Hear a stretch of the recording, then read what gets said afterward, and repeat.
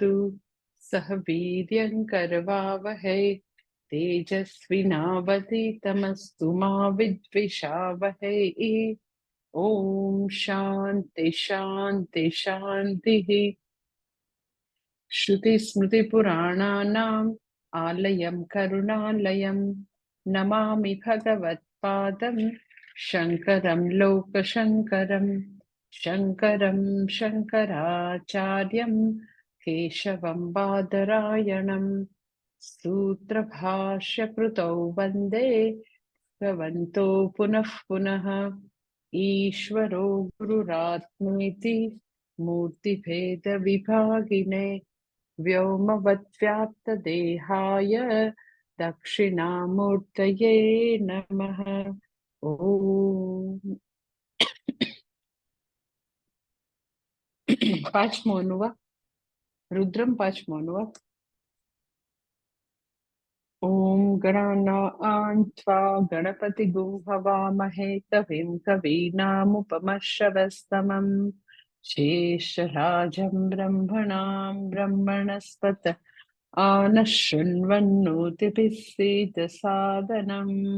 ॐ महागणपतये नमः। नमो भवाय च रुद्राय च नमः शर्वाय च पशुपतये च नमो नीलग्रीवाय च शितिकण्ठाय च नमः कपर्दिने च युक्तकेशाय च नमः सहस्राक्षाय च शतधन्वने च नमो गिरिशाय च शिपिविष्टाय च नमो मीडुष्टमाय चेषुमते च नमो ओ ह्रस्वाय च वामनाय च नमो बृहते च वर्षीयसे च नमो वृद्धाय च संवृद्ध्वने च नमो अग्र्याय च प्रथमाय च नमः आशवे चाजिराय च नमः शीघ्रियाय च शीभ्याय च नमः ऊर्ध्म्याय चावसान्याय च नमः स्रोतस्याय च द्वीप्याय च। પાંચમા અનુવાકમાં આપણે ત્રીજો મંત્ર કરવાનો છે। That is નમો નીલગ્રીવાય ચ શિતિકંઠાય ચ। પાંચમા અનુવાકમાં બધા બબે ઋચાઓ છે। તો પહેલી ઋચા છે નમો નીલગ્રીવાય ચ અને બીજું નમઃ શિતિકંઠાય ચ। નમો નીલગ્રીવાય એટલે જેનો કંઠ નીલ વર્ણ છે એવા ભગવાન સદાશિવને નમસ્કાર। નીલકંઠ વર્ણ વાળા ભગવાન સદાશિવને નમસ્કાર। અને બીજું છે નમઃ શિતિકંઠાય ચ। શિતિકંઠાય એટલે કંઠ એટલે અગેન કંઠ જ સાથે સાથે જેનો કંઠ શિતિકંઠા એટલે ધવલ વર્ણ પણ છે, શ્વેત વર્ણ વાળા પણ છે એવા ભગવાન શિવજીને નમસ્કાર। નીલકંઠ પણ છે અને સાથે સાથે શીતકંઠ એટલે ધવલ વર્ણ વાળો જેનો કંઠ છે એવા ભગવાન સદાશિવને મારા નમસ્કાર। હવે જ્યારે નીલકંઠ શબ્દ આવે એટલે આપણને સ્વાભાવિક રીતે એવું થાય કે કદાચ જે સમુદ્ર મંથનમાં ભગવાને વિષ પીધેલું છે એની વાત કરે છે પુરાણોક્ત। તો અહીંયા પુરાણોક્ત અર્થ નથી લેવાનો। પુરાણમાં ભગવાને એમ કે સમુદ્ર મંથનમાં ભગવાન સદાશિવે વિષ ધારણ કરે, વિષ પીધેલું છે એટલે વિષ ધારણ કરેલું છે, તો એ અર્થ અહીંયા નહીં લઈ શકાય। અહીંયા જે નીલકંઠાય જે છે તો વેદ પ્રતિપાદિત અર્થ લેવાનો છે, પુરાણોક્ત અર્થ નહીં। જનરલી મેં તમને આની પહેલા વાત કરી છે કે જનરલી એવો નિયમ છે કે જ્યારે વેદની વાત થતી હોય તો વેદમાં વેદનો જ સંદર્ભ લેવાનો હોય। જનરલી વેદમાં જનરલી પાછું સ્મૃતિ ને પુરાણ છે એનો સંદર્ભ નથી લેવાનો હોતો। અને જ્યારે બી લાઈક કોઈ બી ઉપનિષદના મંત્રો જે છે એની વાત થઈ રહી હોય તો એવો નિયમ છે કે આદિ શંકરાચાર્યજી એ નિયમ હંમેશા એવો એને ફોલો કર્યો છે પોતાના ભાષ્યમાં કે ઉપનિષદમાં કોઈ વસ્તુનો સંદર્ભ સમજાવવા માટે ઉદ્ધૃત કરવું હોય કોઈ બી વસ્તુ, કોટ કરવી હોય, તો અગર ઉપનિષદની વાત થઈ રહી છે, ઉપનિષદની કોમેન્ટ્રી લખી રહ્યા છે, તો એ બીજા ઉપનિષદમાંથી કોટ કરશે. સો વેદોક્ત મંત્રનો એને અર્થઘટન કરવું છે, વેદોક્ત મંત્ર સમજાવવા છે, તો વેદનો જ મંત્રનો સંદર્ભ લેશે. એ ભગવદ્ ગીતા લઈ શકે, પણ એવી રીતે એને પોતાની કોમેન્ટ્રીમાં લખેલું નથી. શા માટે? તો કે શ્રુતિ જે છે, વેદોક્ત મંત્ર છે, એ સ્વયં પ્રમાણ છે, એને બીજા પ્રમાણની જરૂર નથી. પછી ભગવદ્ ગીતા હોય તો ભગવદ્ ગીતા જે છે એ મૂળ ગ્રંથમાંથી આવેલી છે, ઉપનિષદમાંથી આવેલી છે. તો જ્યારે ભગવદ્ ગીતાની કોમેન્ટ્રી લખશે તો હા, એમાં એ વેદના મંત્રોને કોટ કરશે. એમ રુદ્રમ જે છે એ તો વેદનો ભાગ છે, વેદમાં છે રુદ્રમ. તો એમાં જ્યારે નીલકંઠ શબ્દ આવે છે, તો નીલકંઠ શબ્દનું અર્થઘટન તો કે એના માટે પુરાણની વસ્તુનો ટેકો નહીં લે. એવું નથી કે પુરાણ ન લઈ શકાય, કે પુરાણ ખોટું છે એવું કહેવાનું તાત્પર્ય નથી, પણ સૈદ્ધાંતિક રીતે જ્યારે વેદની વાત કરે તો એ પુરાણનો સંદર્ભ જનરલી નહીં લે. પરંતુ તો કે વેદની જ વાત કરશે, તો એમ કે વેદમાં ક્યાં આગળ વળી ભગવાન નીલકંઠ છે એવું છે? તો કે હા, વેદની અંદર બંને વસ્તુ છે. ભગવાન નીલકંઠ છે એવું પણ વર્ણન છે, ભગવાન શિતિકંઠ છે એવું પણ વર્ણન છે વેદની અંદર. એટલે નીલકંઠ શબ્દ વેદનો છે. કોઈ બી લોકો 50-50-100 વર્ષ પહેલાના લોકો પોતે નીલકંઠ શબ્દ વાપરવા માંડે તો ધેટ ઇઝ ટોટલી રોંગ. એવા ઘણા બધા શબ્દો છે કે પ્યોરલી વેદના છે. આપણા ઋષિ મુનિઓ જે છે એ લોકોને એવી કોઈ ઇન્સિક્યોરિટી નહોતી, એટલે ક્યાંય પેટર્ન નથી કરેલી, ક્યાંય એ લોકોના નામ નથી લખેલા. એટલે બધા લોકો વેદના શબ્દો જે છે એને એવી રીતે પોતે ટ્વિસ્ટ કરીને પોતા માટે વાપરતા હોય, ધેટ ઇઝ ટોટલી રોંગ. એવી ઘણી બધા શબ્દો છે પોપ્યુલર કે જે લોકો ભરપૂર બીજા બધા કલ્ટ, બીજા બધા વાડાના લોકો એ વાપરતા હોય છે, એમાંનો નીલકંઠ વાપરતા હોય છે. નીલકંઠ જે છે પ્યોરલી વેદનો શબ્દ છે, વાપરી ન શકાય, લોકોને મિસગાઈડ કરી ન શકાય. ગુજરાતી ડિક્શનરીમાં બીજા કરોડો શબ્દ છે, વેદના શબ્દોને એવી રીતે કરી ન શકાય. એ આપણા સનાતન ધર્મની કે આપણા હિન્દુ ધર્મની કુસેવા કરેલી કહેવાય. કારણ કે નીલકંઠ શબ્દ એક જ ને લાગે અને એ છે ભગવાન સદાશિવ, બીજે ક્યાંય તમે લગાડી ન શકો. એનીવે, તો વેદમાં નીલકંઠ શબ્દ ક્યાં છે? તો કે વેદની અંદર વિરાટ પુરુષનું વર્ણન છે, ભગવાનનું વિરાટ પુરુષ તરીકે વર્ણન છે વેદમાં. વિરાટ પુરુષ એટલે શું? તો કે સમગ્ર બ્રહ્માંડમાં ભગવાન વ્યાપ્ત છે, સમગ્ર બ્રહ્માંડ રૂપે ઈશ્વર છે, સમગ્ર બ્રહ્માંડ રૂપે. અચ્છા, સમગ્ર બ્રહ્માંડ રૂપે ભગવાન છે, તો પછી એમ કે કેવી રીતે છે? તો કે સ્વર્ગ જે છે એ ભગવાનનું શિર છે, માથું છે સ્વર્ગ. પછી તો કે પૃથ્વી છે એ ભગવાનના પગ છે, વિરાટ પુરુષમાં પૃથ્વી ભગવાનના પગ છે.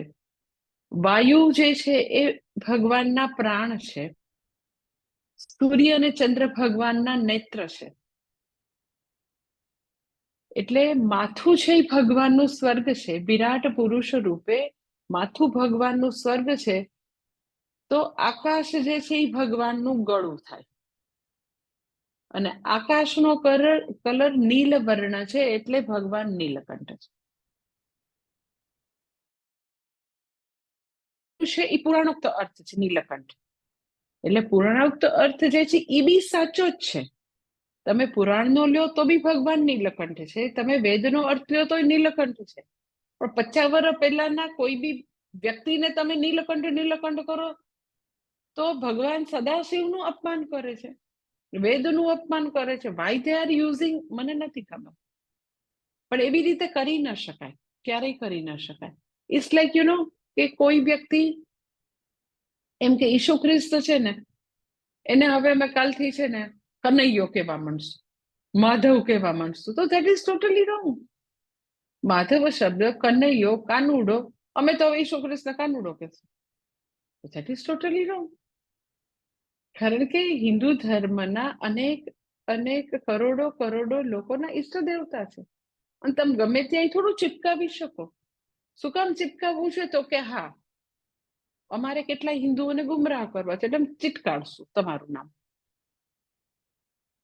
એટલે નીલકંઠ શબ્દ જે છે એની તમને જાણ હોય કે પુરાણોક્ત અર્થ કયો, તો બી હિન્દુ ધર્મનો શબ્દ છે નીલકંઠ, કે ભગવાને આવી રીતે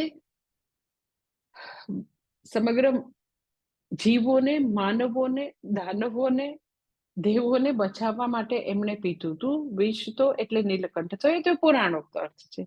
અહીંયા તો આપણે વેદોક્ત અર્થ જ લઈશું. વેદોક્ત અર્થમાં તો કે સ્વર્ગ એ ભગવાનનું શિર છે, માથું છે. સ્વર્ગ માથું છે તો આકાશ જે છે એ ભગવાનનું ગળું છે, અને આકાશ જે છે એ નીલ કલર છે, એટલા માટે ભગવાન જે છે એ નીલકંઠ વર્ણ થયા. વર્ણ જે છે એ તો કે આવું નીલ વર્ણ છે. પછી બીજું ભગવાન માટે છે, ભગવાન સદાશિવ, એમ કે નીલકંઠ વર્ણ પણ છે. નમો નીલગ્રીવાય, પછી સાથે સાથે તો કે ભગવાન જે છે એ પાછા શીતિકંઠાય પણ છે. એમ કે એનું ગળું જે છે એકદમ શ્વેત પણ છે, કારણ કે ભગવાનનો આખો દેહ તો કે એવા ભગવાન તો ખૂબ જ એવા શ્વેત વર્ણના છે. ભગવાન તો ગળું શ્વેત જ હોય ને. તો શીતિકંઠાય પણ કેમ કે છે? બેવું કેવી રીતે છે? તો કે હા, બેવું સાચું છે. શીતિકંઠાય એટલે કંઠ જે છે એ માત્ર ભૂરો નથી, પરંતુ એ જે છે એનો ભગવાન જે છે એ નીલ આકાશની અંદર સૂર્ય પણ છે. નીલ આકાશની અંદર સૂર્ય પણ છે. સાથે સાથે બીજા બધા અવકાશી પદાર્થો, આટલી બધી ગેલેક્સી છે, ચંદ્ર છે, પછી વિવિધ તારાઓ છે, ઘણા બધા અવકાશી પદાર્થો છે. તો ભગવાન જે છે જાણે કે એવી કલ્પના છે કે બહુ બધા અવકાશી પદાર્થ, એનો આકાશ ભગવાનનું ગળું છે, પણ અવકાશની અંદર ઘણા બધા અવકાશી પદાર્થો છે. એ અવકાશી પદાર્થમાં સૂર્ય છે એ જાણે કે બહુ બધા પદાર્થો જે છે, બધા તારાઓ છે ને નક્ષત્ર છે ને એ બધી નિહારિકા હોય, બધી ગેલેક્સીની અંદર કેટલા બધા બીજા ગ્રહો હોય, ઉપગ્રહો હોય, કેટલું બધી વસ્તુ છે અવકાશમાં. તો આકાશ જે છે એ ભગવાનનું ગળું છે. તો આવા બધા અવકાશી પદાર્થો જાણે કે એક મોટો સરસ મજાનો હાર બનાવે છે, મોટો ગાર્લેન્ડ છે, બહુ સુંદર એવો હાર છે, કિંમતી હાર છે, મહાન. અને સૂર્ય જે છે એનું પેન્ડન્ટ છે, સૂર્ય. અને એ જાણે કે ભગવાનના એ નીલકંઠ ગળાની અંદર જાણે કે સૂર્ય શોભી રહ્યો છે. એટલે નીલકંઠ પણ છે અને શીતિકંઠ છે, ઇન ટર્મ્સ ઓફ સૂર્ય પણ છે ભગવાનના ગળામાં. એટલે સૂર્યથી ભગવાન એવો દૈદીપ્યમાન, સૂર્યથી ભગવાન શોભી રહ્યા છે, તો એને શીતિકંઠ પણ કીધું સૂર્યના રેફરન્સથી. આકાશના રેફરન્સથી આકાશનું નીલકંઠ છે, એટલે નીલકંઠ પણ કીધા. ભૂરું છે આકાશ એટલે, પણ ભૂરા આકાશની અંદર સૂર્ય તો દૈદીપ્યમાન છે, સૂર્ય એવો એકદમ જ શ્વેત અને આવો પ્રજ્વલિત છે, તો સૂર્યના કલરથી એને શીતિકંઠાય પણ કહેવાય. ને બાકીના બધા અવકાશી પદાર્થનો સુંદર મજાનો હાર બનેલો છે, અને એમાં એક સૂર્ય, આવો ઝળહળતો સૂર્ય જે છે એવો સફેદ કલરનો છે, શ્વેત વર્ણ છે, એટલે ભગવાન શીતિકંઠાય ચ નમઃ, એટલે એને તો કે શીતિકંઠ પણ કહે છે. પછી આગળ ચોથા મંત્રમાં કહે છે, મેં તમને કીધું કે બે બે ઋષાઓનો એક એક મંત્ર છે. આગળ 3 3 હતું, અહીંયા બે બે છે. કે છે નમઃ કપર્દિને ચ વ્યુક્ત કેશાય ચ. નમઃ કપર્દિને ચ, નમઃ કપર્દિને એટલે તો કે જે જટાધારી એવા ભગવાન સદાશિવ છે એને નમસ્કાર. એટલે આમ ભગવાનનું બધું વર્ણન છે કે જો એ નીલકંઠ છે, પછી તો કે માથામાં એમણે જટા રાખેલી છે, તો કે નમક કપડદીને છે, જે એવા જટાધારી છે એવા ભગવાન સદાશિવને નમસ્કાર.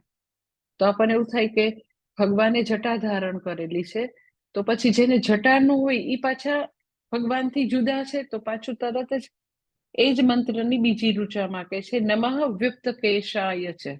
વ્યુપ્ત કેશાય એટલે જે મુંડન વાળા છે, જેને જટા નથી પણ મુંડન છે, જટા વિનાના છે, એવા ભગવાન સદાશિવને મારા નમસ્કાર. એટલે જટાધારીની જ્યારે વાત કરે તો એવી જ રીતે આપણા શાસ્ત્રમાં એવું છે કે અમુક જે બધા સંન્યાસી છે, તો એ તમે જોયું હશે કે અમુક સંન્યાસી એવી ખૂબ જ મોટી જટા ધારણ કરે. પણ તમે પાછા આપણા બધા સંન્યાસી જોયા હશે, આપણા બધા જ દશનામી સંન્યાસીમાં જોયા હશે, તો એ લોકો જટા નથી રાખતા.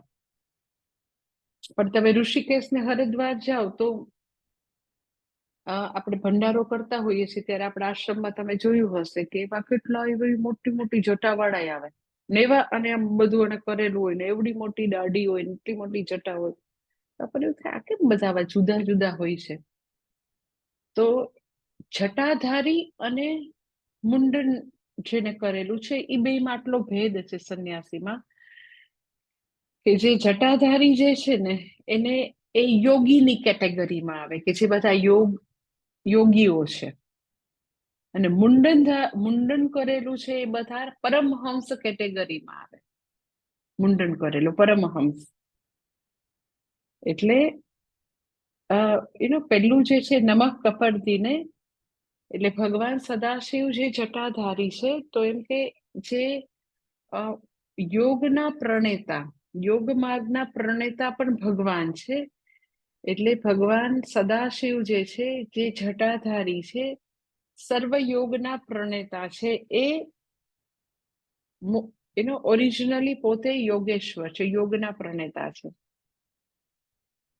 એટલે જે બધી અત્યારે બધી યોગની એવી બધી વિદ્યા, યોગની બધી, યોગથી જે બધી સિદ્ધિઓ પ્રાપ્ત થાય, એ બધું અત્યારે એવા કોઈ એવા મહાન યોગી એસ જ રહેલા નથી જે પેલા હિમાલયમાં હતા. પછી એમ કે અમુક એવા જુનાગઢ ને અમુક ગુફાઓમાં એવા બહુ પહેલા, વર્ષો પહેલા એવું હતું કે એવા યોગી આવા બધા તપસ્યા કરતા. પછી એવા યોગીઓને એવા પ્રકારે એ લોકો પાસે સિદ્ધિઓ પણ હતી. આમ યુ કેન સે લાઈક આજથી સમ યર્સ પહેલા, 25, 30, 40 વર્ષ પહેલા મને એવું લાગે કે અમુક એવા યોગીની વાત મેં આમ સાંભળેલી છે. પણ અત્યારે મોર્ડન પહેલામાં કોઈ હોય એવું ખ્યાલ નથી. એટલે કેવું હોય કે યોગને કારણે એને સિદ્ધિ મળી હોય ને તો એ લોકો એમ કે કાચ પણ ખાઈ શકે, લોખંડ પણ ખાઈ શકે, પછી એમ કે કેટલાય દિવસ ભૂમિની અંદર રહી શકે, એવું બધું એમ કઈક ચિત્ર વિચિત્ર એ લોકો પાસે સિદ્ધિ હોય. અને એવી સિદ્ધિઓ વાળા મને યાદ છે, આમ બહુ જ અમે લોકો નાના તો ચાઇલ્ડહુડમાં મેં એવું સાંભળેલું હતું. એ લોકો સાકળથી પોતે આમ ગળામાં બાંધી નાખવું, કેટલાય ટ્રક ખસેડી શકે. એટલે એટલી બધી યોગમાં એ લોકોની સિદ્ધિ હોય, તો એ લોકો પંચ પ્રાણ ઉપર બહુ વિજય પ્રાપ્ત કર્યો હોય. અને પછીથી એ લોકો એ યોગની એટલી પ્રેક્ટિસ કરતા હોય કે એ લોકો અહીંયા બ્રહ્મરંધ્રમાંથી પોતે પોતાના પ્રાણને કાઢી શકે. એમ કે પ્રાણ જ્યારે કોઈ બી વ્યક્તિનું ડેથ થાય તો કોઈ બી છિદ્ર દ્વારા જઈ શકે. આ જે છિદ્ર છે બ્રહ્મરંધ્ર, એમાંથી જાય તો એ વ્યક્તિને બ્રહ્મલોકની પ્રાપ્તિ થાય. તો એ લોકો એટલી બધી એમ કે પોતે પ્રાણાયામ ને એટલું બધું એ યોગિક ક્રિયાઓ કરતા હોય કે એની ઉપર, એના પંચ પ્રાણ ઉપર એ લોકોનો ટોટલ કંટ્રોલ આવેલો હોય. પણ હવે અત્યારે એવા યોગીઓ નથી. એટલે અમુક લોકોને એવું મિસગાઈડ કરવામાં આવતું હોય કે અમને બધું યોગનું ખબર છે ને એ પછી એમ કે જમીનથી ઉપર ઉઠી શકે ને એને આ આવડે છે ને એને તો કુંડલીની જાગૃત. અત્યારે નથી એવા યોગી. આવું બધું બહુ જ સોશિયલ મીડિયામાં ને સાઈટ ઉપર લખેલું હોય છે, પણ એવા અત્યારે કોઈ છે જ નહીં. પણ આ બધી યોગથી જે અષ્ટસિદ્ધિ ને નવનિધિ ને એવું બધું આવતું હોય, પણ એના ઓરિજિનલ પ્રણેતા કોણ? તો કે ભગવાન સદાશિવ એના પ્રણેતા છે, એ યોગેશ્વર છે. એટલે જટાધારીપણું જે છે એ યોગ માર્ગનું સૂચક છે. ટોટલી મુંડન જે છે એ પરમહંસપણાનું સૂચક છે. એટલે ભગવાન વ્યુક્ત કેશાય એટલે ભગવાન જે છે એ તો કે આવી રીતે પરમહંસ એટલે આત્મજ્ઞાનને સમર્પિત, વિદ્યાને સમર્પિત જીવન. એટલે આપણા બધા સંન્યાસી જે છે આમ બધા વાળ ટોટલી એના સફાચટ હોય અને મુંડન કરેલું હોય. એકચ્યુઅલી અમે લોકો બધા જ સંન્યાસી લઈએ તો બધાને કમ્પલસરી જ હોય કે વાળ બધાને કમ્પલસરી એટલે દૂર કરવાના હોય. કારણ કે વ્યક્તિ જે છે એની બધી આસક્તિ વાળમાં હોય. એટલે વાળથી બહુ જ દેખાવમાં ફરક આવે, બહુ જ ફરક આવે. એટલે એ આસક્તિનું પ્રતીક છે. એટલે તમે જો જૈન ધર્મ હશે તો એમાં વાળ દૂર કરવામાં આવે, અને આપણે બી સંન્યાસમાં વાળ દૂર કરવામાં આવે. ખાલી પૂજ્ય સ્વામી દયાનંદજીને સ્ત્રીઓ વાળ દૂર કરી નતું બહુ પસંદ, એટલે એને ના પાડી હતી કે ના, સ્ત્રીઓએ મુંડન નહીં કરવાનું.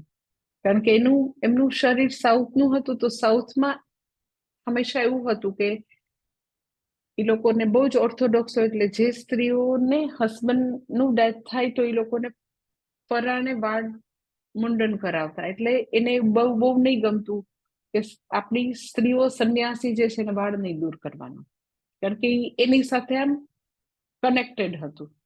પણ તમે જોજો જેટલા ભાઈઓ સંન્યાસી હશે જે પરમહંસ આત્મજ્ઞાનને સમર્પિત જીવન જીવે, તો એ બધા લોકો તો કે ભાઈઓ હશે તો સફાચટ હશે. That is વ્યુક્ત કેશાય.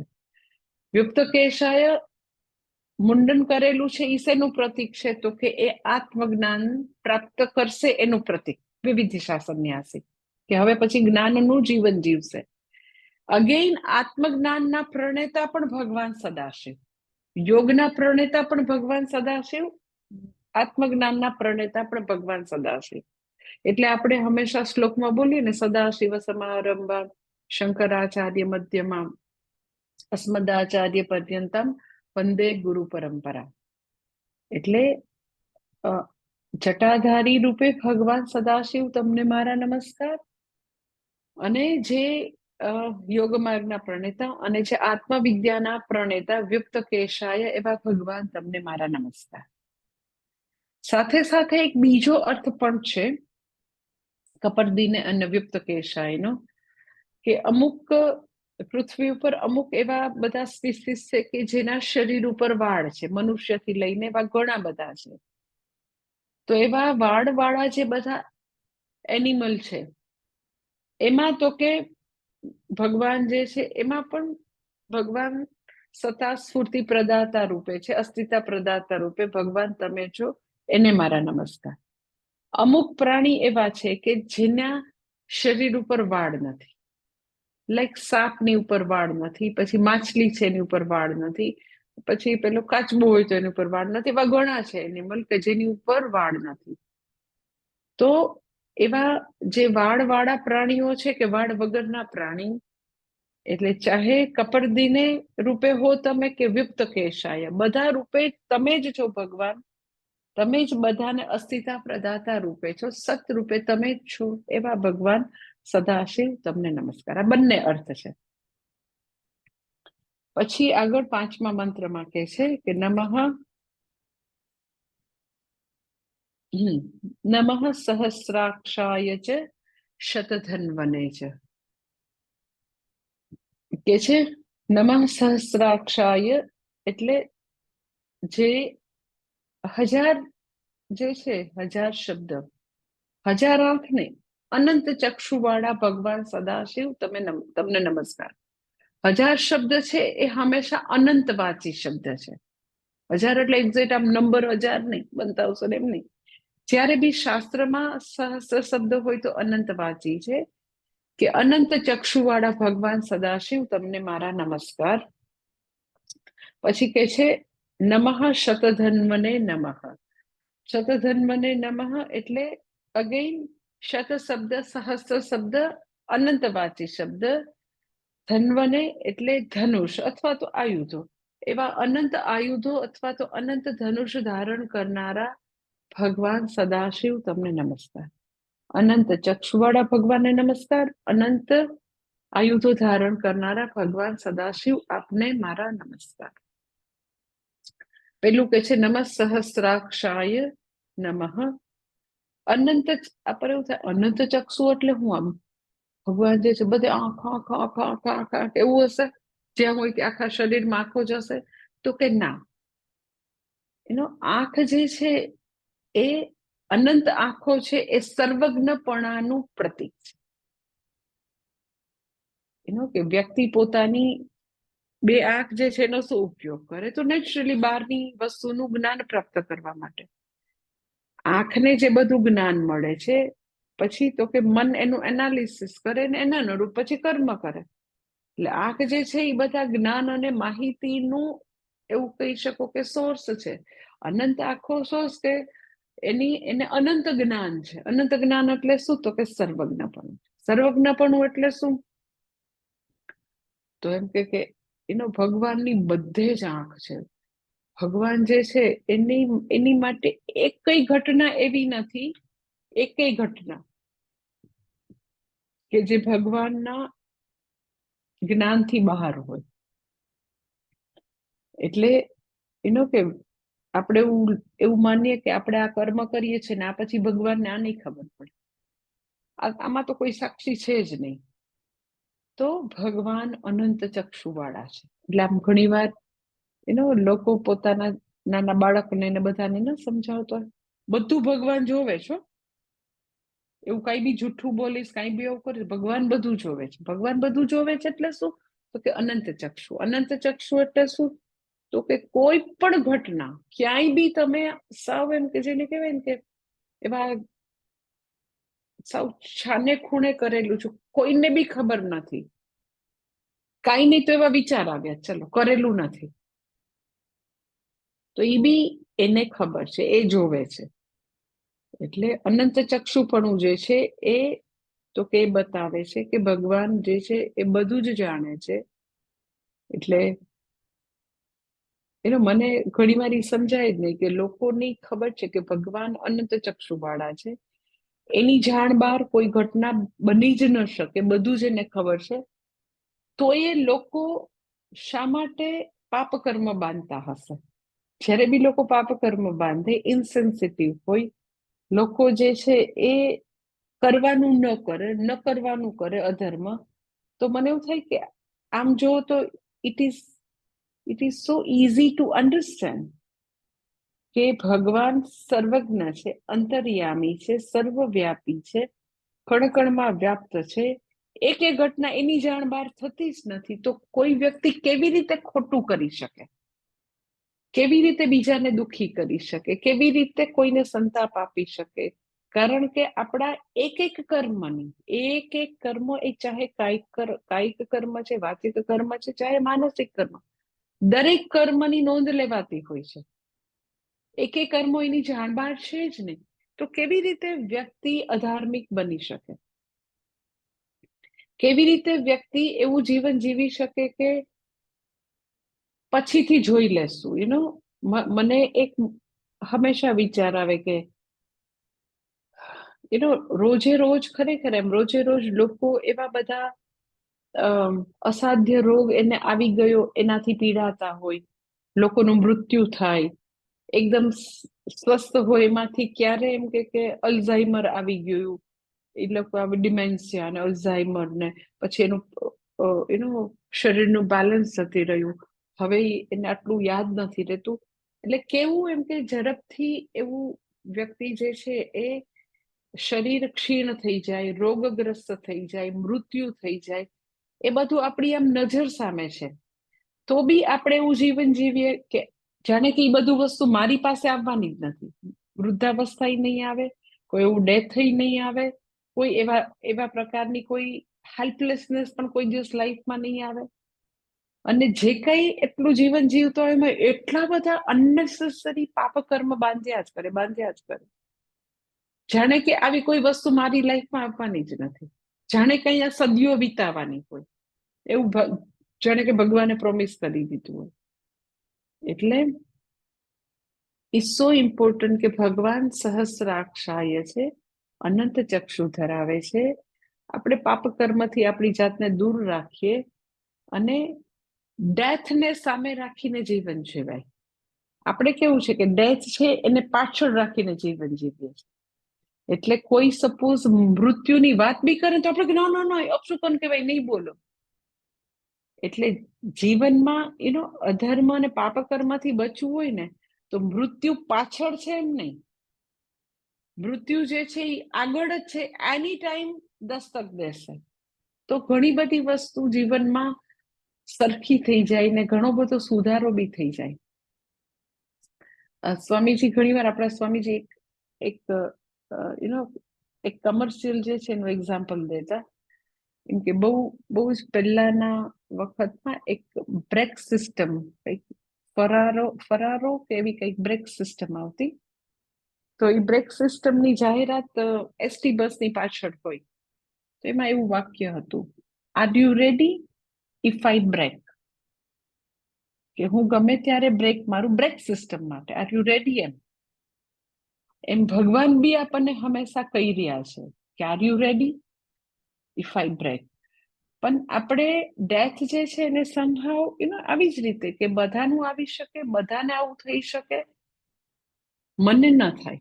અથવા તો એવો કોઈ દિવસ આપણે એની જગ્યાએ આપણી જાતને મૂકતા જ નથી. જે બી લોકો લાઈફમાં ગરીબીમાં સ્ટ્રગલ કરતા હોય, વૃદ્ધાવસ્થાની સ્ટ્રગલ કરતા હોય, રોગની સ્ટ્રગલ કરતા હોય, તો એ જેટલા સ્ટ્રગલ કરનારા દિન દુઃખી તકલીફ વાળાની કોઈ બી જગ્યાએ આપણે આપણી જાતને ન મૂકીએ કે ભાઈ આવું હોઈ શકે, આ જગ્યાએ ભગવાન મૂકી શકે, તો આપણે એ જગ્યાએ નથી.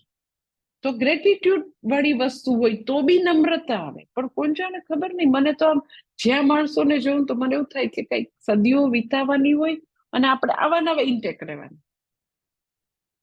એટલે આટલું બી ભગવાનનું સ્વરૂપ યાદ રહે. નમઃ સહસ્ત્રાક્ષાય નમઃ. એ ભગવાન એવી અનંત ચક્ષુવાળા છે. આપણા દરેકે દરેક કર્મોની નોંધ લેવાય છે.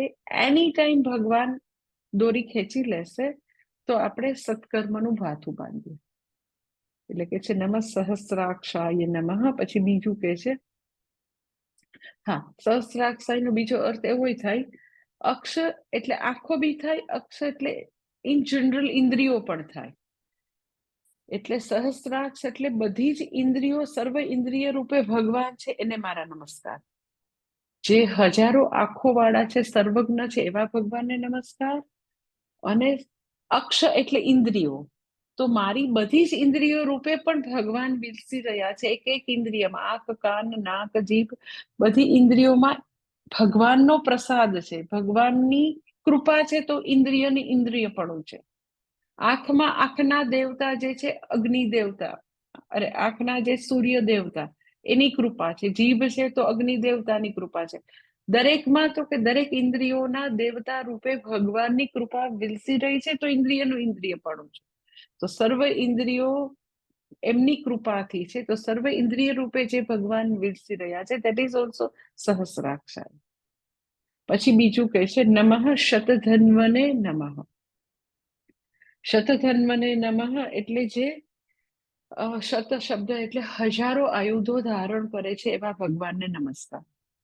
એમ થાય કે અરે ભગવાન, તમારા આટલા હજારો આયુધો ધારણ કરવાની ક્યાં જરૂર છે? શું કામ હજારો અરે આવા અનંત આયુધો, એટલા બધા આયુધો તમે શા માટે ધારણ કરો છો? તો મેં તમને વાત કરી એમ કે આપણા બધા જ ભગવાન તમે જોજો, એ ચાહે રામ ભગવાન હોય, તમે શિવજી હોય, માતાજી હોય, તો લગભગ બધા જ ભગવાન, તો કૃષ્ણ ભગવાન નહીં પણ વિષ્ણુ અવતાર જો તો ગદા હોય એમ, લગભગ બધા જ ભગવાન તમે જો કંઈક ને કંઈક આયુધો ધારણ કરેલા જ હોય. તો આયુધો બી ધારણ કરે અને પાછો એમ કે કૃપા કે વરદ હસ્ત બી હશે, બેવું હશે. જો શા માટે બંનેની જરૂર છે? તો કે that is called આયુધ અને વરદ હસ્ત, that is called અનુગ્રહ નિગ્રહ. અનુગ્રહ પણ ભગવાન કરશે, નિગ્રહ પણ ભગવાન જ કરશે. અનુગ્રહ માટે વરદ હસ્ત, નિગ્રહ માટે બધા આયુધો. તો તમે એમ કહો પણ આટલા બધા આયુધો ક્યાં ધારણ કરો? તો બરાબર છે, ભગવાને જે બધા દુષ્ટો જે છે એને નાથવા માટે, જીવોની રક્ષા માટે, અને સાથે સાથે અમુક વાર એવું લયની પ્રક્રિયા આવે, વિનાશની પ્રક્રિયા આવે, તો પણ ભગવાનને આયુધોની જરૂર પડે. શા માટે? તો કે હા, સમષ્ટિ પ્રારબ્ધ એવા પાકેલા છે કે હવે ભગવાન એવા, એ વખતે એમ કે ચલો કોરોના છે તો એવી સમષ્ટિ પ્રારબ્ધ એવું છે કે કેટલા બધા માણસોનું, કેટલા બધા જીવોનું હવે અહીંયાથી પૃથ્વીમાંથી જવાનું છે. તો એ આયુધોથી જાણે કે એ બધો લય કરે છે. એટલે સૃષ્ટિના લય માટે પણ આયુધો પ્રતીક છે. એટ ધ સેમ ટાઈમ તો કે જીવોની રક્ષા માટે પણ આયુધો છે. એટલે આયુધો જે છે આપણા સનાતન ધર્મમાં, આપણી સંસ્કૃતિમાં હંમેશા રક્ષણ માટે છે. ક્યારેય લોકોને કનડવા માટે, પરેશાની માટે, બધા બહુ બધા વેપન્સ બધા દેશ ભેગા કરે એવી કોઈ આપણા ધર્મમાં છે જ નહીં. સનાતન ધર્મમાં સ્વરક્ષા માટે, રાષ્ટ્ર રક્ષા માટે વેપન હોય, એમ ભગવાન પાસે આયુધો જે છે એ તો કે એઝ સચ કોઈને પરેશાની કરવા માટે નહીં, પણ હા, અધાર્મિકને દંડ આપવા માટે. એટલે કે છે એવા ભગવાન તમે છો કે જે સતત ધન્વને અનંત આયુધો ધારણ કરો છો. ધન્વને એટલે તમે ધનુષ અર્થ પણ રહી શકો અને આયુધ પણ કહી શકો. એ છે અનંત ધનુષ. ધન્વન એટલે ધનુષ ધારણ કરો છો, અનંત આયુધો ધારણ કરો છો, અને એવા ભગવાનને નમસ્કાર. પછી આગળ કહે છે છઠ્ઠો મંત્ર, નમો ગિરીશાય ચ શિપિવિષ્ટાય ચ. તો કે છે નમઃ ગિરીશાય છે એટલે છે ગિરી એટલે પર્વત, જે પર્વત ઉપર રહે છે એ ભગવાન સદાશિવને નમસ્કાર. અને નમઃ શિપિવિષ્ટાય છે. શિપિવિષ્ટાય એટલે તો કે જેના દિવ્ય કિરણો છે, અને એ દિવ્ય રશ્મિ દ્વારા, દિવ્ય કિરણો દ્વારા જે સમગ્ર બ્રહ્માંડને વ્યાપ્ત કરે છે, સમગ્ર બ્રહ્માંડમાં જેના દિવ્ય કિરણો વ્યાપ્ત છે, એવા ભગવાન સદાશિવને મારા નમસ્કાર. નમઃ ગિરીશાય છે એટલે જે પર્વત અર્થાત કૈલાશ પર્વત ઉપર નિવાસ કરે છે એવા ભગવાન તમને નમસ્કાર. પછી ગિરી જે છે એનો બીજો અર્થ આ સ્થૂળ શરીર પણ છે. આપણું સ્થૂળ શરીર એને પણ ગિરી કે છે. ગિરી એટલે 3 અર્થ છે. ગિરી એટલે પર્વત પણ થાય, ગિરી એટલે સ્થૂળ શરીર પણ થાય, અને ગિરી એટલે સર્વ સ્થાવર પદાર્થોને પણ ગિરી કે છે. 3 અર્થ છે. કૈલાસ પર્વત, પછી આ સ્થૂળ શરીર, અને સર્વ સ્થાવર પદાર્થો. એટલે સૌથી પહેલું તો કે ભગવાન સદાશિવ જે કૈલાસમાં વસો છો એને મારા નમસ્કાર. પછી તો કે સ્થૂળ શરીર અર્થ લઈએ તો કે જેમના વિરાટ શરીરમાં ભગવાન આખા વિરાટ રૂપે છે. વિરાટ આખું બ્રહ્માંડમાં વિરાટ પુરુષ રૂપે ભગવાન છે, અને એ વિરાટ પુરુષની અંદર સર્વ સ્થૂળ શરીરો આવેલા છે. એવા ભગવાન તમને મારા નમસ્કાર. ઓર સ્થૂળ શરીરનો બીજો અર્થ એવો છે કે જે સર્વ સ્થૂળ શરીરોમાં વ્યાપ્ત છે. 2 અર્થ. એક, એ મહાન વિરાટ ટોટલ જે આખું બ્રહ્માંડ છે એ વિરાટ પુરુષનું શરીર છે, એમાં બધા આવેલા છે. એક અર્થ. બીજું, જે સર્વ સ્થૂળ શરીરો જેટલા છે, આ મારું સ્થૂળ શરીર, બીજી વ્યક્તિનું, તો બધા જ સ્થૂળ શરીરોમાં ભગવાન અધિષ્ઠાન રૂપે વ્યાપ્ત છે, સચ્ચિદાનંદ રૂપે ભગવાન વ્યાપ્ત છે. એ સત્તા સ્ફૂર્તિથી અસ્તિતા પ્રદાતા રૂપે ભગવાન વ્યાપ્ત છે. અને હવે ત્રીજો અર્થ, ગિરી એટલે સર્વ સ્થાવર પદાર્થો. તો જેટલા બી સ્થાવર પદાર્થો છે, કારણ કે ગિરી એટલે પર્વત, એટલે જેટલા બી સ્થાવર પદાર્થો છે તો કે એમાં ભગવાન તમે વ્યાપ્ત છો. બધા જંગમમાં વ્યાપ્ત છો, પણ બધા સર્વ સ્થાવર પદાર્થોમાં તમે વ્યાપ્ત છો. એનું નામ તો કે નમઃ ગિરીશાય છે નમઃ. પછી કે છે નમઃ શિપિવિષ્ટાય છે.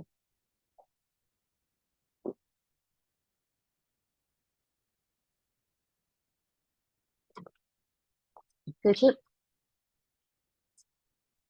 નમઃ શિપિવિષ્ટાય છે એટલે જેમના દિવ્ય કિરણોથી તો કે બધું વ્યાપ્ત છે એવા શિવજીને નમસ્કાર. શિપિવિષ્ટાયમાં વિષ શબ્દ જે છે, શિપિવિષ્ટાયમાં વિષ એટલે વ્યાપનોતી, એટલે જેના કિરણો તો કે એ બધે જ વ્યાપ્ત છે એવા ભગવાન સદાશિવ જે છે એને નમસ્કાર. In other word you can say a સર્વ જગ્યાએ વ્યાપ્ત છે. કેવી રીતે? તો કે સચ્ચિત રૂપે, સચ્ચિદાનંદ રૂપે વ્યાપ્ત છે. સત્તા સ્ફૂર્તિ પ્રદાતા રૂપે ભગવાન વ્યાપ્ત છે. That is called નમઃ શિપિવિષ્ટાય ચ નમઃ. પછી આગળ કે છે સાતમો મંત્ર. સાતમા મંત્રમાં કે છે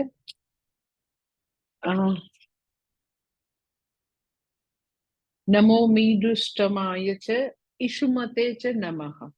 એટલે નમઃ મીડુષ્ટમાય ચ નમઃ. પછી બીજું નમઃ તેષુમતે નથી, નમઃ ઈશુમતે ચ નમઃ. એટલે નમઃ મીડુષ્ટમાય. પછી મેં તમને કીધું જે ચ આવે એ એના પછીનો જે શબ્દ છે એના નમસ્કાર માટે ચ નમઃ. એટલે ચેશુમતે નહીં, પણ ચ ઈશુમતે નમઃ. એટલે નમઃ મીડુષ્ટમાય, નમઃ ઈશુમતે ચ નમઃ. મીડુષ્ટમાય એટલે શું કે?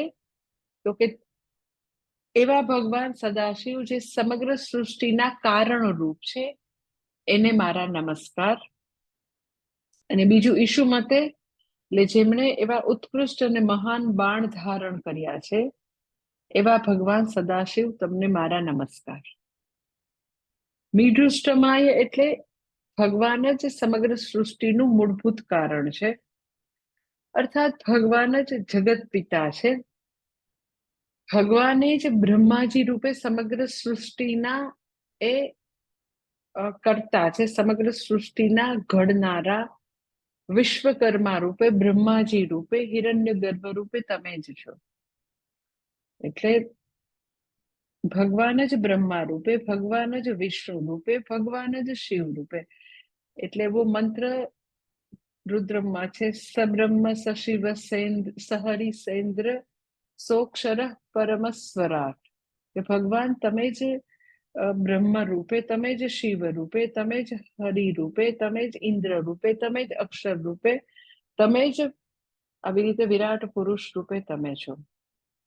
એટલે મીડુષ્ટમાય એટલે આખા જગતનું સર્જન કરનાર, જગત સૃષ્ટા રૂપે તમે છો, સર્જન કરતા રૂપે તમે છો. અને પછી બીજું કહે છે તમે સાથે સાથે નમઃ ઈશુમતે ચ નમઃ. ભગવાન જે છે ઈશુમતે એટલે ભગવાનની પાસે એવું વિરાટ ધનુષ છે, એવા વિરાટ મહાન બધા શસ્ત્રો તમારી પાસે, એવા શસ્ત્રો ધારણ કરનાર, વિરાટ ધનુષ ધારણ કરનાર ભગવાન તમને મારા નમસ્કાર. વિરાટ ધનુષ શા માટે ધારણ કર્યું છે? તો કે ભગવાન ચાહે તો ક્ષણ માત્રમાં વિનાશ કરી શકે એવા મહાન ધનુષ એની પાસે, મહાન વેપન એમની પાસે છે. એટલે ભગવાન જે છે એ ક્ષણ માત્રમાં અનાયાસે સંકલ્પ માત્રથી સૃષ્ટિ સર્જી શકે, તો હા, ક્ષણ માત્રમાં ભગવાન વિનાશ બી કરી શકે. So in other words, you can say આ બંને શ્લોકમાંથી નમો મીડુષ્ટમાય અને ઈશુમતે એ બે ભેગા કરીને, બે રૂચા ભેગી કરીને કેવું હોય તો તમે જ સૃષ્ટિ સ્થિતિ લય કરતા છો. અને કેવી રીતે તમે કરી શકો? એનું મહાન ઈશુ એટલે ક્ષણ માત્રમાં, સંકલ્પ માત્રથી તમે આ બધું કરી શકો. એમને ન તો સર્જન કરવામાં બહુ આયાસ છે, ન તો સ્થિતિ ટકાવવામાં ભગવાનને આમને તેમ ક્યાંય ને ક્યાંય એને કેટલું મહાન પ્રયત્ન કરવો પડે છે, તો કે ના, એમાં બી નથી. તો સાથે સાથે લય. સો જ્યારે સૃષ્ટિ મેનિફેસ્ટમાંથી અનમેનિફેસ્ટ અવસ્થામાં જાય, વ્યક્તમાંથી અવ્યક્તમાં જાય, તો એ પણ ભગવાન ક્ષણ માત્રમાં અનાયાસે ન કરી શકે છે. એ બતાવવા માટે અહીંયા આગળ કે છે ઈશુમતે ચ નમઃ મીડુષ્ટમાય ચ નમઃ. તમે આ બધી જ વસ્તુ સૃષ્ટિ સ્થિતિ લય અનુગ્રહ નિગ્રહ આ પંચકર્મ ભગવાનના છે. સૃષ્ટિ સ્થિતિ લય અનુગ્રહ નિગ્રહ. તો એ બધું જ તમે કેવી રીતે કરો છો? તો કે અનાયાસે સહજતાથી કરી શકે છે એવા ભગવાન તમને મારા નમસ્કાર. અને પછી આગળ જે છે, આગળના મંત્ર જે છે એ નેક્સ્ટ સેશનમાં જોઈ લઈશું સોમવારે. ઓમ પૂર્ણમદ પૂર્ણમિદમ પૂર્ણાત પૂર્ણમુદચ્યતે પૂર્ણસ્ય પૂર્ણમાદાય પૂર્ણમેવાવશિષ્યતે. ઓમ શાંતિ શાંતિ શાંતિ. હરિ ઓમ શ્રી ગુરુભ્યો નમઃ. હરિ ઓમ. હવે એક બે જાહેરાત હતી એટલે લાઈક વહેલું થોડું પૂરું કર્યું. કે પહેલી વસ્તુ કે ભગવદ્ ગીતાના ક્લાસ આના પછી હશે કાલે. અને બીજો અધ્યાય જે છે એમાં હવે મને એમ છે એક કે બે શ્લોક જ બાકી છે મારા ખ્યાલ પ્રમાણે, બે કે એવા શ્લોક. તો પહેલો અધ્યાય અને બીજો અધ્યાય કરાવ્યો પછી ક્વેશ્ચન આન્સર સેશન લેવાની રહી જ ગઈ છે કોઈ બી કારણોસર. નહીતર આપણે અમુક અમુક વખતે ક્વેશ્ચન આન્સર સેશન લેતા હતા. તો જે લોકોને પહેલા અને બીજા અધ્યાયમાં કાંઈ બી પ્રશ્નો હોય તો તમે આ લોકોને મોકલી શકો છો. તો હવે પછીની અમુક સેશનમાં હું લઈ લઈશ બધું જે બી પ્રશ્નો હશે. એટલે સપોઝ તમને ગીતાજીના પ્રશ્ન છે તો બી પૂછી શકો છો. અને ગીતાજી સિવાયનું કઈ જનરલ તમને યાદ આવતું, ઇવન રુદ્રમના, કારણ કે રુદ્રમનું હું નહીં લઈ શકું કારણ કે વીકમાં એક જ આપણી પાસે રુદ્રમનો ક્લાસ હોય તો એનું હું પાછું ક્વેશ્ચન આન્સર સેશન નહીં કહું. તો તમને રુદ્રમના પ્રશ્ન છે, ભગવદ્ ગીતાના પ્રશ્ન છે, ઓર પોતાના જીવનની મૂંઝવણ છે, તો હું અહીંયા બધાના નામ કઈ નથી બોલવાની કે આ બેને કીધું છો પછી એના પ્રોબ્લેમ છે, એવું કઈ કહેવાનું નથી. સો જ્યારે ક્વેશ્ચન આન્સર સેશન હોય તો તમે સરસ રીતે એ વખતે પૂછશો પ્રશ્ન તો તમને બેનિફિટ થશે. બીજું કે મને બહુ ઓછી વાર એવો ચાન્સ મળતો હોય છે કે અહીંયા આગળ ક્વેશ્ચન આન્સર સેશન હોય તો થોડું રેકોર્ડિંગ થાય તો જેન્યુઅન પ્રશ્નો હશે, સરખા પ્રશ્ન, તો અમે લોકો આપણે સોશિયલ મીડિયામાં મૂકવા હોય તો અમે મૂકી શકીએ. એટલે મને દરેક વખતે યાદ બી નથી આવતું કે હું ક્વેશ્ચન આન્સર સેશન રાખું. આ મને અચાનક જ એવું થયું કે બીજો અધ્યાય બહુ જ લાંબો છે, બહુ બધી વસ્તુ એમાં હતી, કર્મયોગ ને સ્થિત પ્રજ્ઞ ને ઘણું બધું. તો જે લોકો મન નિધિધ્યાસન કરતા હોય અને પ્રશ્નો જેન્યુઅન હોય, ફેબ્રિકેટેડ અમસ્તા મને ગમતા નથી, જેન્યુઅન પ્રશ્નો હોય, તો અમારો લોકોનો એક આવો ભાવ હોય છે કે સોશિયલ મીડિયામાં તમારી જેવા સિન્સિયર લોકો હોય એ 60 મિનિટ્સનું સાંભળતા હોય, બધા લોકોને 5-5 મિનિટનું, 2-2 મિનિટનું એવું બહુ ગમતું હોય, તો અમારે મૂકવું હોય. તો જ્યારે ક્વેશ્ચન આન્સર સેશન હોય તો we get the chance two record small આવા નાના નાના પ્રશ્નોથી રેકોર્ડિંગ થઈ શકે. તો તમને જેન્યુઅનલી સરખા પ્રશ્નો હોય તો હું એવી રીતે લઈ લઈશ. એટલે કોઈ બી વિષયના મૂકી શકો છો. એન્ડ સેકન્ડ થિંગ કે જે લોકોને હવે આપણે શિબિરનું જે બી હોય તો એ બધું કામ પ્લીઝ બધા પૂરું કરી દેજો. લાસ્ટ ટાઈમ અમે ઋષિકેશની શિબિરમાં બધું બહુ ત્યાં પૈસા લેવાનું ને એવું બાકી રાખે છે, તો અમારે લોકોને માટે ત્યાં હેડેક હોય છે. બધા લોકો ભણવા આવ્યા હોય, પછી મારે 2-3 લોકોને અપોઇન્ટ કરવા પડે આવા કામ માટે. આ વખતે અમે નક્કી કર્યું બધું જ કામ કમ્પ્લીટ કરી નાખવું છે. ત્યાં પછી વોલેન્ટિયર માટે બહુ વર્ક ન રહે. એટલે જેને બી બાકી હોય ફોર્મ આપવાના, પૈસા ભરવાના, વોટ એવર, બધું એ પૂરું કરી દેજો. એન્ડ લાસ્ટ થિંગ કે થોડા દિવસમાં દર્શનાબેન અને જે કઈ અમારી ટીમ છે એ લોકો શિબિરમાં આવનારા લોકોનું એક ગ્રુપ ક્રિએટ કરશે અને એમાં બધી પછી સૂચનાઓ મુકાતી જશે. એટલે જેને જેને પ્રશ્નો હોય, ફર્સ્ટ ટાઈમ આવતા હોય, તો એ એક છે. અને હજી છેલ્લી વસ્તુ કે આવતા વર્ષે ઋષિકેશ કેમ્પ નહીં હોય, પ્રોબેબલી 2 વર્ષ નહીં હોય. આવતા વર્ષે થોડું સ્વામીજીને પ્રવાસ છે તો કદાચ હશે તોય, ઇફ એટ ઓલ હશે તો હિમાચલ પ્રદેશમાં હશે એવી ઈચ્છા છે, નૈનીતાલ પાસે કેવું. એટલે ઋષિકેશ પાછું ગંગા કિનારે જવાનું થોડું 1-2 વર્ષ અટકી જશે. એટલે જેને બી